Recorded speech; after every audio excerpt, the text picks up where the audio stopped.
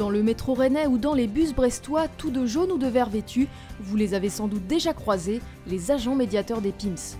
Au-delà de cette présence dans les transports en commun, ces agents sont de véritables professionnels de la médiation sociale. Ils accompagnent des personnes handicapées dans leurs déplacements, accueillent et aident les habitants des quartiers au sein des PIMS ou animent des réunions sur la maîtrise des énergies.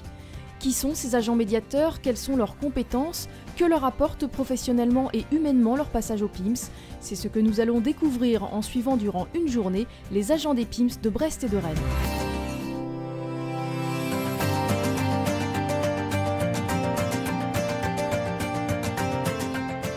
Aline, Didier, Youssina, Djadi. De 7h30 à 9h, vous êtes en métro statique à la station Henri Fréville. De 9h à 12h30 pour Aline, vous serez au PIMS. Au PIMS de Rennes Sud, c'est l'heure de la prise de service.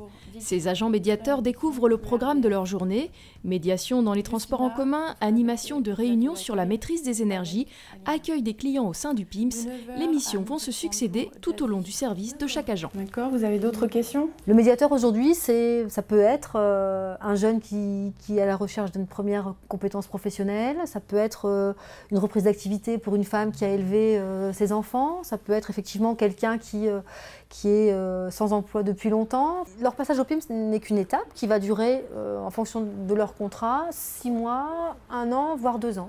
Ce matin, pour Didier, Djadi, Justina et Aline, la journée démarre par de la médiation dans le métro rennais. Oh, c'est bon. Dans la station, les médiateurs sont chargés de vérifier que les voyageurs valident bien leur ticket, mais au-delà d'un rôle de surveillance, les agents sont de véritables points de repère. Ils préviennent les conflits, renseignent les clients et les guident sur tout le réseau. Vous prenez le métro direction Kennedy. Voilà. Une mission au contact de la clientèle qui exige de l'agent médiateur sang-froid et diplomatie, mais pas seulement. Les compétences d'un agent médiateur dans les transports en commun, c'est avant tout de pouvoir s'exprimer clairement, de pouvoir faire respecter des règles, également de pouvoir rédiger un rapport, et puis aussi de pouvoir gérer des situations potentiellement conflictuelles, donc avoir une maîtrise de soi.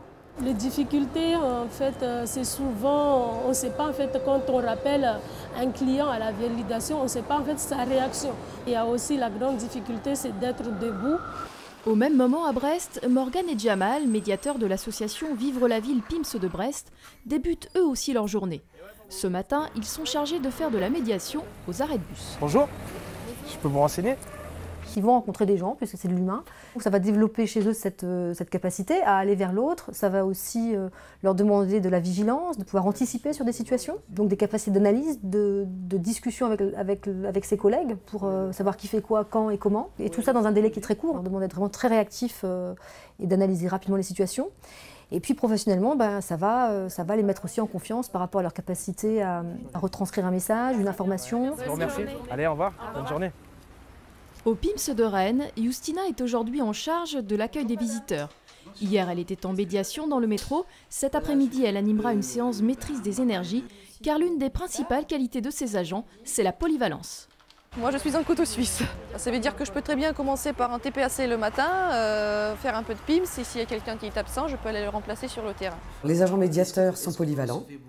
Ils peuvent tout autant orienter les personnes dans les transports en commun. Ils peuvent également aider à la rédaction d'un courrier administratif, téléphoner à une personne pour faire de la négociation d'échéanciers de paiement, ou encore accompagner dans un transport spécifique une personne à mobilité réduite et faire des actions civiques dans les collèges. Retour à Brest, où Sylvie est médiatrice. Dans certains logements, l'énergie est laissée en libre service. Le nouvel occupant doit faire le choix d'un fournisseur et souscrire un abonnement. Pour éviter une coupure d'électricité, l'agent médiateur va l'informer des démarches à accomplir. Bonjour, je suis Sylvie, médiatrice à Vivre la Ville au PIMS de Brest. Je suis missionnée par ERDF. Donc d'après mes informations... Sur la mission ERDF, on envoie des gens, bien sûr, qui sont en capacité de travailler seuls ou qui ont besoin d'apprendre à travailler seuls. Ça va lui apporter la capacité donc à s'organiser, à pouvoir prioriser aussi en fonction du territoire sur lequel je me trouve et puis à adapter son discours aux personnes que le médiateur va rencontrer. Je vous laisse une fiche avec le site internet où vous trouverez la liste des fournisseurs. Vous pourrez ainsi choisir celui qui vous convient. Je stresse beaucoup avant de le faire, mais une fois que c'est terminé, Je suis contente de l'avoir fait, c'est bénéfique pour moi, quoi. C'est vrai que je serais revenue 2 ans en arrière, j'aurais jamais pensé pouvoir aller vers les gens comme je fais aujourd'hui. Oui, bonjour, Céline Briand, médiatrice au PIMS de Brest, à l'association Vivre la Ville. À quelques mètres de là, au cœur d'un des 3 PIMS brestois, Céline appelle des clients EDF rencontrant des difficultés. Son objectif, recréer le lien, orienter, trouver des solutions en accord avec le service Solidarité, accompagner dans la mise en place des tarifs sociaux et offrir des conseils pour économiser l'énergie. Bah non, parce qu'en fait, j'ai réglé plus tard que ce que je n'avais dit. Bah écoutez, n'hésitez pas quand c'est comme ça à nous rappeler. D'accord. Hein, comme ça, on avertit EDF et puis ça évite les relances. Ça leur demande vraiment d'arriver à prendre de la distance et puis de ne pas être dans l'émotion par rapport à toutes les situations qu'on va rencontrer. Et bien sûr de la rigueur et du suivi parce que derrière chaque appel, c'est aussi une personne qui est en difficulté et qui peut se retrouver dans des situations quand même pas faciles, voire assez catastrophiques parfois. Cette mission, en fait, surtout m'a permis à moi de développer un sens de la communication que j'avais, mais que je n'avais pas pratiqué, que je n'avais pas mis en pratique jusqu'à présent. Voilà. Et là, à ce moment-là, je vous dirigerai aussi également vers une réunion de maîtrise de l'énergie. Ah oui, ma copine, elle a été, elle m'a dit que c'était bien. Votre copine a été. Bah oui, voilà. Et ben elles se font avec Cécile, donc le lundi. Et on verra ça, tout ça. On prendra rendez-vous, ne vous inquiétez pas. Je vous propose en fait de commencer le petit jeu. Donc on a plusieurs images. Il y en a 2 qui concernent la cuisine. Le propriétaire ou le locataire du logement va inviter un certain nombre de personnes à cette réunion de maîtrise de l'énergie. Et puis donc le médiateur va dispenser donc son message voilà, de manière ludique à partir d'images. Voilà, et concrètement dans le logement, donc les gens aussi vont pouvoir s'approprier le message qui va être délivré. La plaque en fait a emmagasiné assez de chaleur pour pouvoir faire la cuisson d'elle-même. Ça sert à rien. Cette mission, dont l'objectif est d'inciter à consommer différemment pour payer moins, demande à l'agent médiateur de savoir adapter rapidement son discours à un auditoire souvent hétéroclite. Ça lui apporte une véritable capacité de prise de parole en public, qui va bien sûr amener de l'assurance, de la prise de confiance en soi, et qui va aussi asseoir un certain professionnalisme au regard de la mission qui va lui être confiée.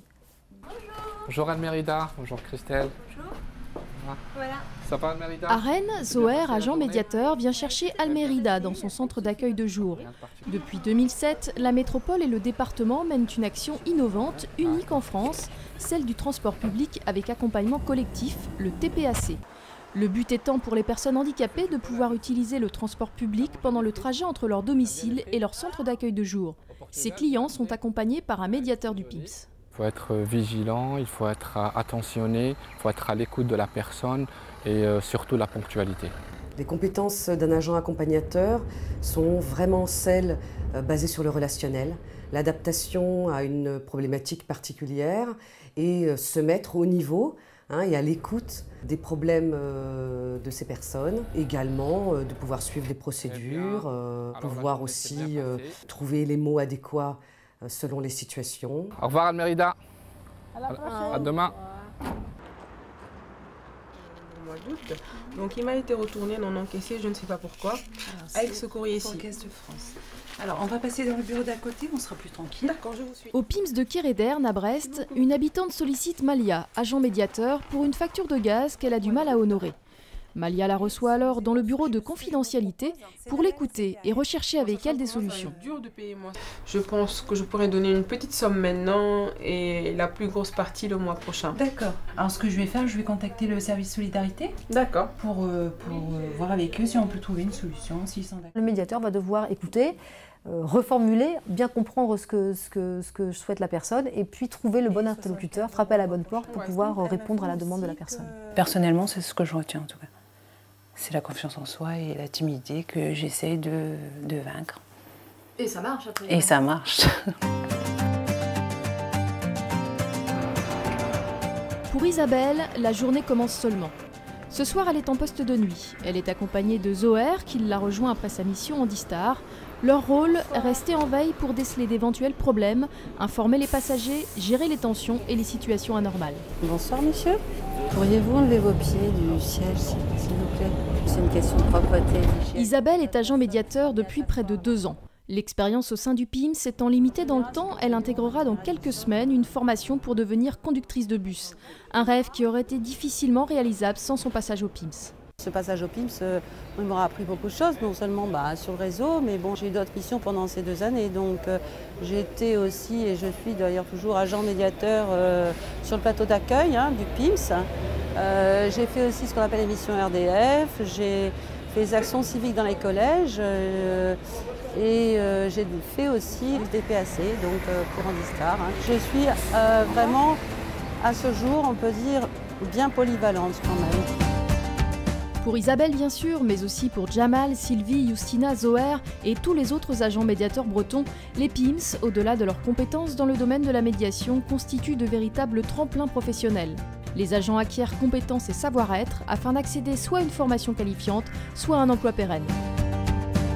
L'agent médiateur va être suivi sur l'émergence d'un projet professionnel, sur le projet lui-même, creuser, faire en sorte qu'il parte sur des entretiens conseils ou des enquêtes métiers, éventuellement mettre en place un stage. Ils auront ce temps-là au sein de notre structure pour le mettre en place. Le PIM, c'est une étape de parcours, voilà, enrichissante et qui va permettre de capitaliser un maximum de compétences. Les agents médiateurs devraient vraiment pouvoir tirer leur épingle du jeu à la suite de ces 2 ans d'expérience et être armés pour intégrer la vie active.